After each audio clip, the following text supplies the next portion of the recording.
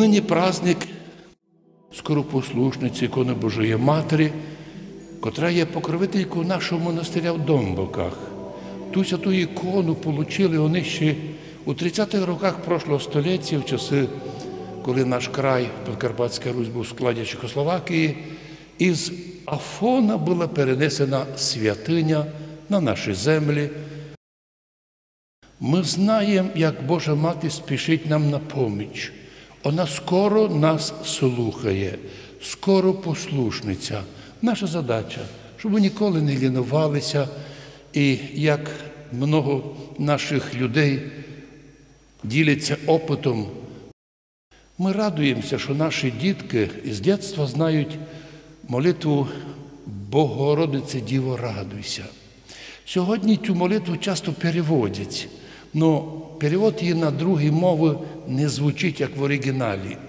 Ведь нам, православним, було б дивно, якщо б ми сказали, наприклад, римокатоликам, що ж ви молитеся «Аве Марія» на латиниці? Переведіть її.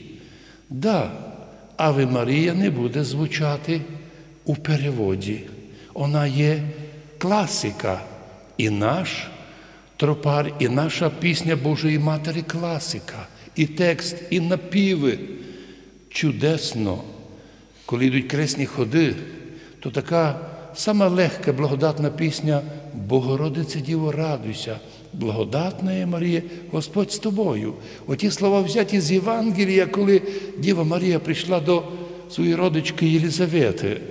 І коли попривіталася з нею, то Дух Святий, благодать Божия одарила Єлизавету, і вона ісповнилася Духа Святого і стала говорити пророчески. Откуда до мене прийшло таке благо? Мати Господа моєго. Так вийшло то в молитву Божої Матері, і у нас православних Восточної церкви так і звучить цей оригінальний текст, переведений 1150 років назад Кирилом і Мефодієм. Да більше немає древніших святинь, як наші молитви. Да, кілька документів потратилося, скільки наших монастирів і различних церковних і державних документів пропало в історії Карпатської Руси. Всякі приходили, і мадяри після них, приходили і татари, пізніше приходили німці, австрійці. Кожен успівав дещо із документів спалити.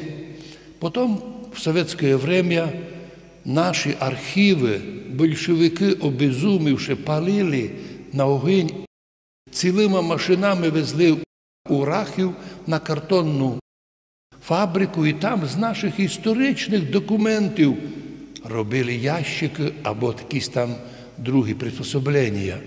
Потім, ще в наше время, пам'ятаю, як в Берегові архів, довгий час, кришу було нікому поладити, дощ ляв прямо на древні документи.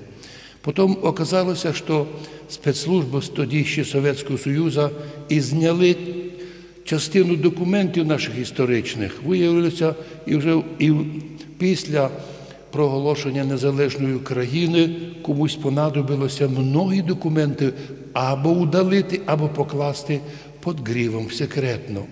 Ну не можна було ніч скрити із нашого богослуження, бо і ці тропарі не в архіві, а в наших серцях. І тому, коли на днях громадського телебачення приховану камеру знімало наших жінок і фактично не дали все, що казали жінки, лише так вибрали, то звучало то саме слово. «Що ви від нас хочете?» – каже одна жінка в хустці.